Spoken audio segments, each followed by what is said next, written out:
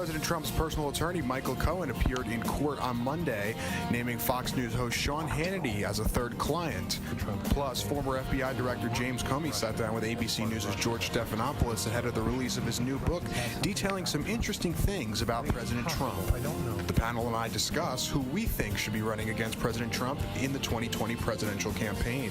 That and more coming up.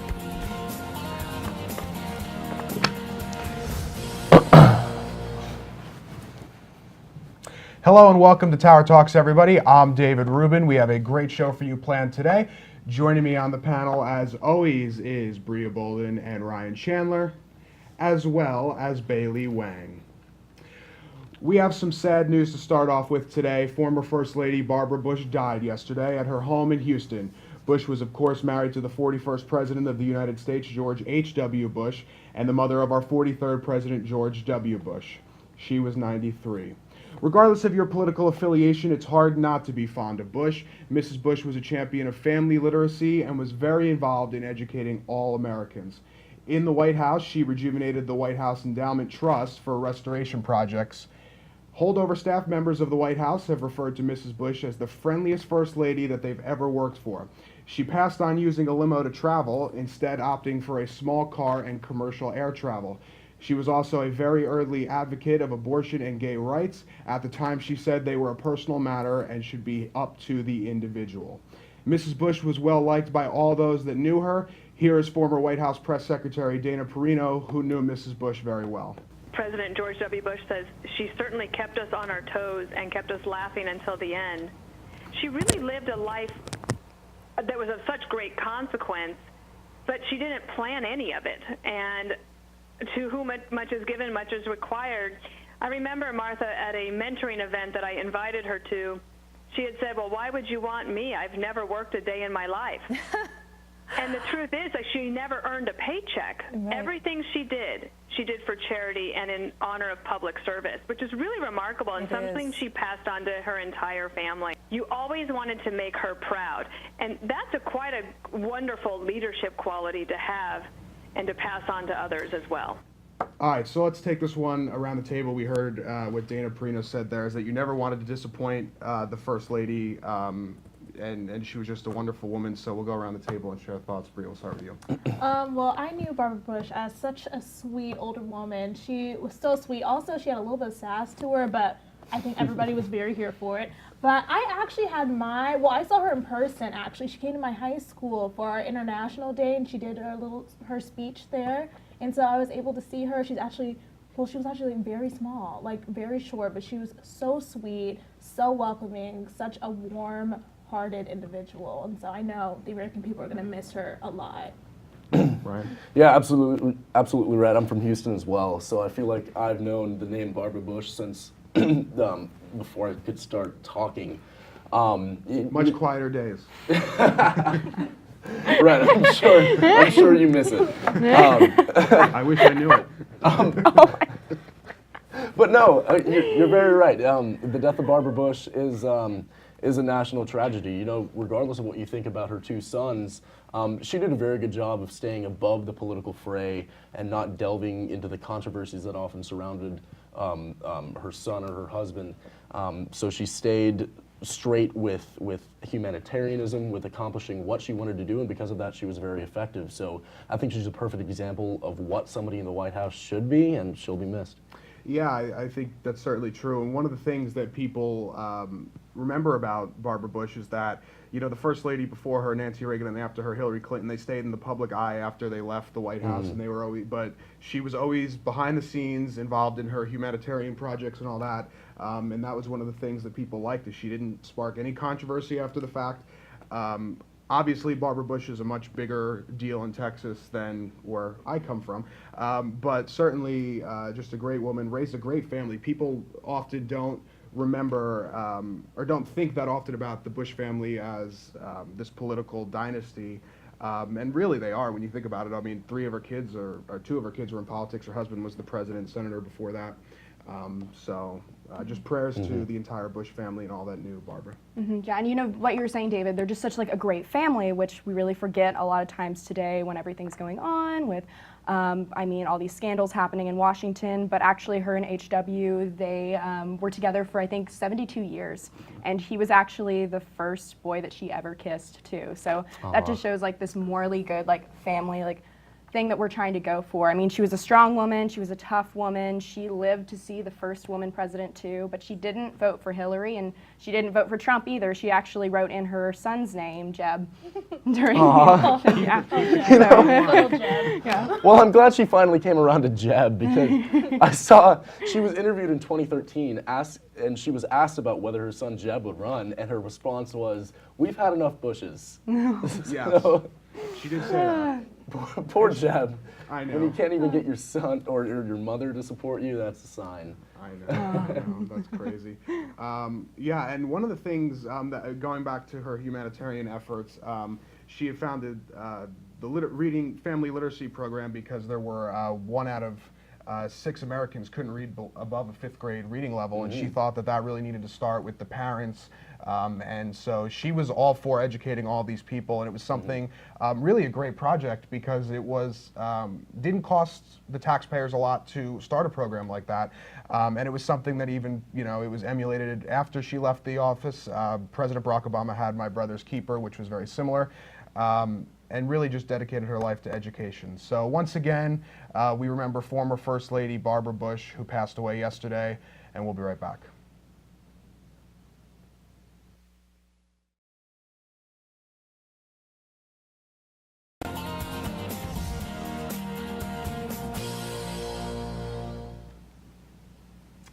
And welcome back to Tower Talks. Michael Cohen appeared in court on Monday as a judge in New York, denied a restraining order to stop federal prosecutors from looking at seized material from last week's raid on Cohen's home, office, and hotel. Prosecutors want a team of independent prosecutors to review the evidence, but Cohen wants his legal team to see it first. Also in attendance was adult film actress Stormy Daniels, whose non-disclosure agreement is believed to have sparked this investigation. She spoke to the press outside of the courtroom beside her lawyer, Michael Avenatti. Take a look. For years, Mr. Cohen has acted like he is above the law. He has considered himself and openly referred to himself as Mr. Trump's fixer. He's played by a different set of rules, or should we say no rules at all. He has never thought that the little man, or especially women, and even more women like me, mattered. That ends now. My attorney and I are committed to making sure that everyone finds out the truth and the facts of what happened, and I give my word that we will not rest until that happens. One of the other big stories coming out of Monday's hearing, Fox News commentator Sean Hannity was listed as Cohen's mysterious third client. Hannity released a statement on his radio program shortly after news broke. Take a listen.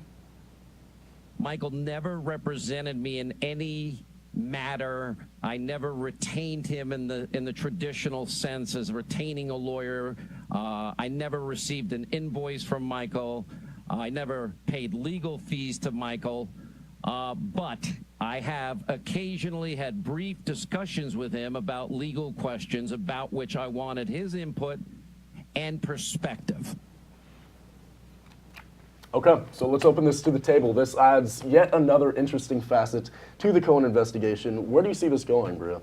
Honestly, I have no idea. After that news came out about, Sean Hannity being his third client, I was very shocked to hear. I think a lot of people were. I mean, I was not expecting that at all. But, we know Michael Cohen is there to be Trump's fixer. He was not brought on for legal reasons, yes, but he wasn't brought on for, contracting reasons or anything. He's there to fix things. So honestly, I don't know what we can expect next. Anything, really. That's one of the interesting clarifications that I think his day in court showed, is that Michael Cohen wasn't really a traditional lawyer to Trump.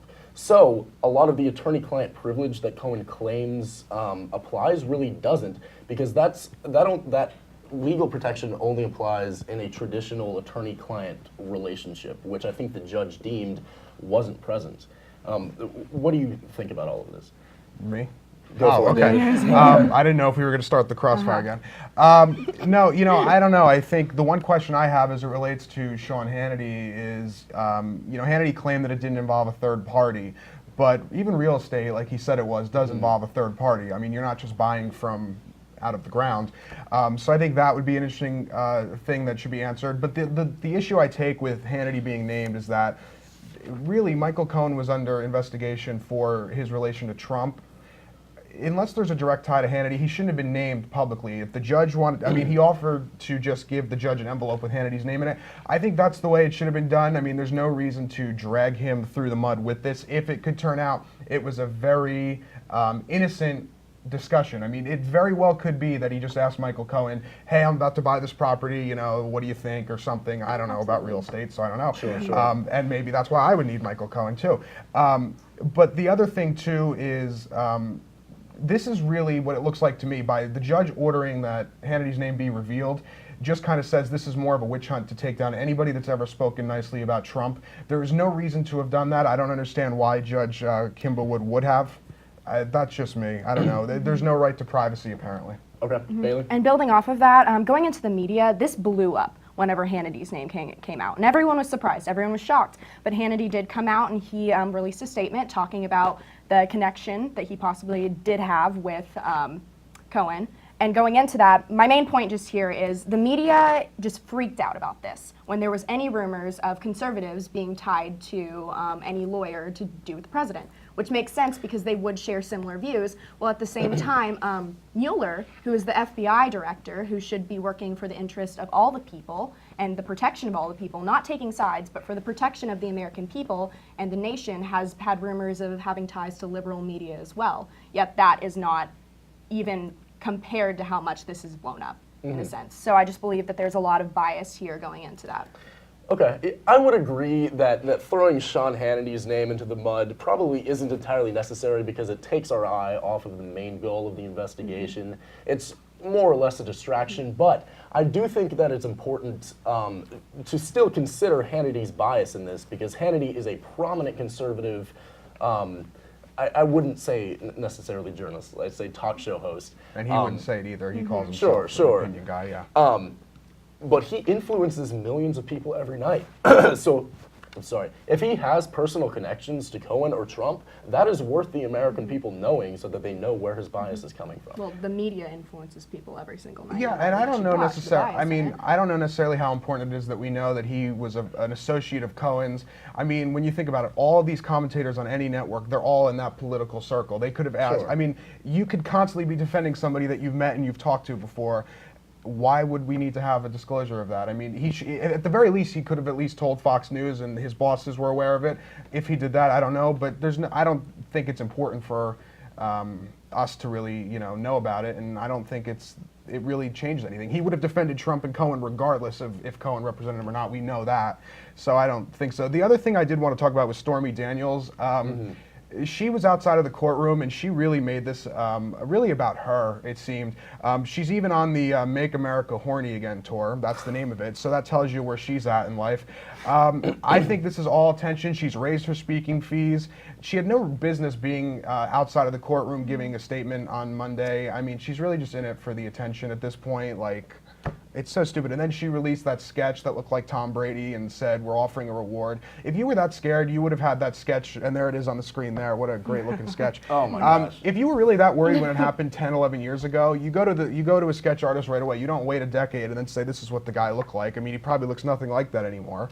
But, this whole thing just seems like attention grabbing, seeking. And building off of that, I know Stormy Daniels had another interview too, talking about how Cohen and Trump just do not respect women at all. Says the porn star, which I see that there's a little bit of, it's kind of like the pot calling the kettle black there. Also, when she was talking about her parking lot threat on 60 Minutes interview in 2011, there is no way to tell that the person who so-called threatened her is connected to Trump at all. There was no evidence behind that. She said that people said that they can make your life hell. And when she was asked who they were, she said she didn't know.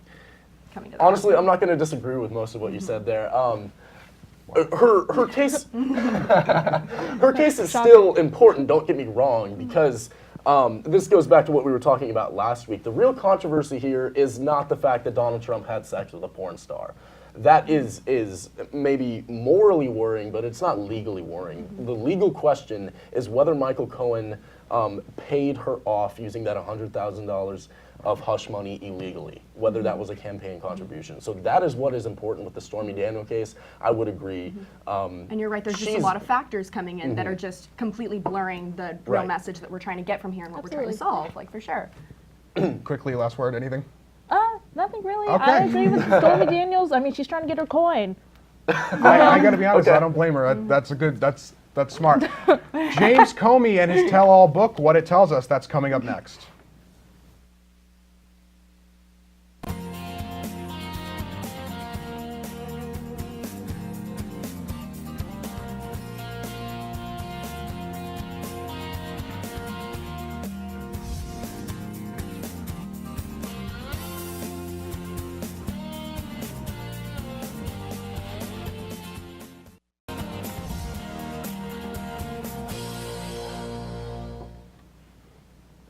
Former FBI Director James Comey sat down with ABC's George Stephanopoulos to discuss his new tell-all book and his thoughts on President Trump. Take a look.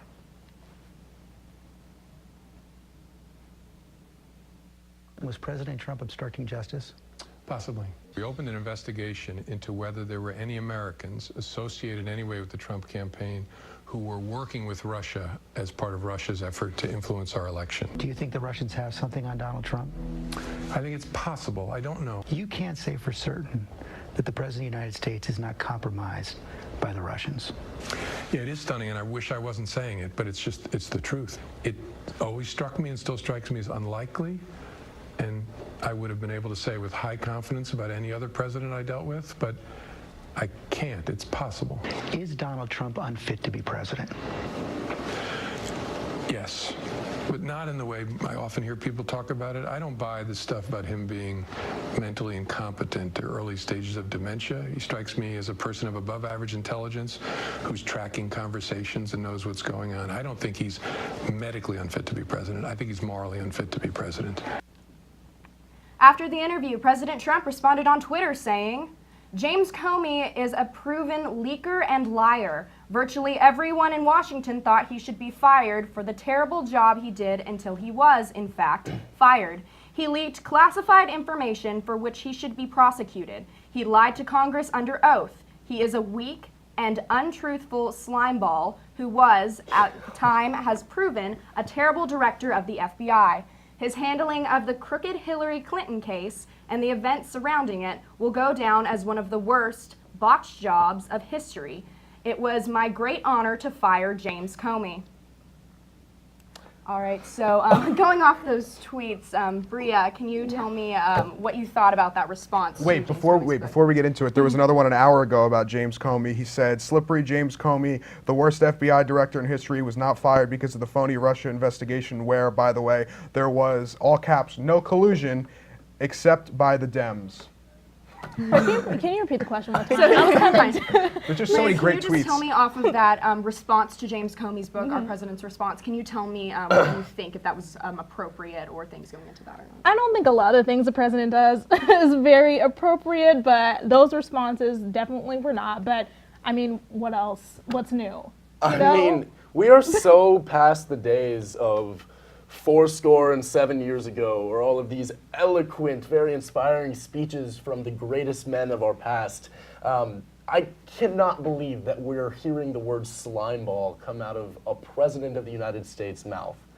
I mean, regardless of what you think about the entire Comey situation, the way the president is responding to it is ridiculous. If we're looking at the insults, I'm sorry, telling jokes in my ear. If we're looking at the insults that Trump used, that is very not up there in the list of great insults. He has a lot of better names for people. For sure. I thought slimeball was kind of weak. I think if we're gonna look at it as compared to his past insults, but listen, Comey. I mean, everybody hates the guy. I mean, Democrats hate him, Republicans hate him. He is the least liked person in the country. Like Maxine Waters said, he had no credibility. Chuck Schumer, all those people hated him. Then now all the Republicans hate him. So he's really alienated himself from everybody. I don't know why he would decide to write this book. I think the reason to write this book and make Trump look bad is to get back into the political circle, even though he claims that's not what it is, because Hillary is still kvetching about the loss, can't get over it. But I think James Comey had no real reason to write this book other than to try and regain his friendship with people in the Democratic Party. Yeah, it was defending Hillary mostly and bashing Trump. He called Trump a bully multiple times in it, but at the same time, what he's doing to respond to Trump, he makes fun of how he looks. He talks about everything, just bashing Trump. I mean, I would be upset at the person who fired wouldn't you me get too, defensive but if somebody called you a slime ball, a liar, and a leaker? I mean, I'd be hella defensive. But he's bullying the bully. A Trump supporter getting mad at somebody for making fun of somebody's looks? I mean, here's the thing. I mean, yeah, you can't blame James Comey for getting defensive, though, because, I mean, I agree. In the beginning of that interview, I don't think he should have been talking about how orange the president was or anything like. I didn't think it was necessary at all. But at the same time, you can only expect him to be here's the thing: when it comes to President Trump calling him a liar and a leaker, he is on pretty good grounds to say that. Comey said in the book that he never told Trump that the Steele dossier was funded by his opponents, and said, I didn't think it was necessary to tell him, and then it comes out that it was. Well, obviously, if you're withholding things, you have no credibility to the president. That was the reason he got fired. And then also with Trump pressuring him to end the Flynn investigation, Comey went ahead and leaked it to a friend who leaked it to the press instead, and that's how we found out about it. So basically, he is a liar and a leaker. So I think that's fair game for the president to be upset and to be angry at him and to say those things. You're putting in Comey's credibility here, which here after he lied to Congress, he lied under oath, and now people are buying this book. I mean, what audience was he intending this for? I mean, people who are anti-Trump supporters aren't supporting Comey after this. They're thinking it's ridiculous. Look, as somebody who voted for Hillary Clinton, I'm not going to outright defend Comey because his actions weeks before the 2016 election definitely hurt her, and that's why a lot of the Democrats are mad. But I still think that he deserves to have a seat at the table because he, with this book, I think the purpose of him writing it is to try to recenter the political conversation about higher values. Like the entire title of his book, a higher value? Loyalty? A higher loyalty. I'm sorry. And a higher loyalty. What is his credibility? Do you think he has any status to talk about what moral and ethical value there is in a leader after lying to Congress? He has credibility in the sense that FBI director. He has an inside look at what happened in the White House. He knows what it's like to work with Donald Trump. He's seen the ins and outs of that administration. So I think we should give him a seat at the table for that. But I think his entire message of a higher loyalty is that we need to be loyal to objective values and morals as a government and not get bogged down in partisan politics. That's the point of him writing the book, and I think that's very moral. That's a cause that all of us should get behind. What you think of Comey the man is almost secondary. Bria, what do you think that Comey's true message was in this book? I agree with Ryan for sure, because he talked about in his interview with George Stephanopoulos how America is deferring away from its values. Basically, we're not holding people accountable anymore. And, the President Trump, as we saw in the tweets, the things that he says, the things that he allegedly does to people, it's not presidential. He has not been presidential since he got into that office. He still is not presidential. Can you imagine the kind of backlash President Obama would have got if he called the director of the FBI a slime ball? Absolute double standard. No. Yeah. The way that Trump carries himself and the language he uses is the reason that Washington doesn't have that higher loyalty anymore. But this is the thing. The reason Trump uses the rhetoric that he does is because that's what really got him elected. It was being off script, being away from the typical, well, you shake your head no. Why? Oh, no, absolutely. No, Ryan was shaking his head. I'm sorry. No, you're fine. But the job of a president is not to pander to your base. It's not... So you want someone who just sugarcoats everything? Oh my gosh. I want a president who doesn't lie more than any president in history. I want a president who watches his words. I want a president who doesn't slander women, who doesn't use foul language, who really represents the morals of the United States to the rest of the people. Absolutely, I'm not going to defend Trump's language because his voters like it. It's not that they like it, but people that were just ignored by Washington for so long, finally, this was their revolt against the establishment, and that's why Trump won, because he appealed to the everyman. Hillary was not a likable person. That's a gross oversimplification of the 2016 but the election. problem is, you're president of the United States before you're Donald Trump. President becomes before Donald's name. Absolutely. He needs to act like a president, and he is not. But he's being his authentic self. That's what people voted He's him. still the the president confidence of the behind United that. States. He is the leader of the free world, and he does not act like it. He needs to act like the president of the United States. Is there a not specific like Donald handbook Trump. he should be following that says this is what you have to do? He can follow behind President like Obama, follow behind general Bill Clinton, code of HW, conduct, George W. General decency. Listen, Follow this is behind. different. I the think ones even that came Obama before said. him. I think even Obama said that that Trump was going to be thrown into a lot going on in our world and our nation, and that he was going to have to find ways to deal with that, and he's struggling Other with that presidents too. have dealt with it in a much better way than him. Well, nobody quite is Donald Trump, so that could explain. Thank God. That's Thank God there's only there's one. a difference there. Anything else we want to add on this one? Did anybody like the interview? I mean, it was entertaining. I mean, in terms of what they actually decided to show, it was in 5 hours they recorded. They only aired an hour. The thing is, I feel like it was just kind of like a review of what we already knew. It wasn't anything new. I was like, oh yeah, I remember that. Okay, Yeah. this was nice, but There also is an interesting part, and I watched this when he was on with Colbert last night, James Comey. He said that there is a document that's still classified in the FBI that basically would, if it was released, hurt the credibility of Loretta Lynch in relation to the tarmac meeting, and I would be interested to know what's in there. A lot of secrets, I'm sure. All right, last word coming up next on Tower Talks.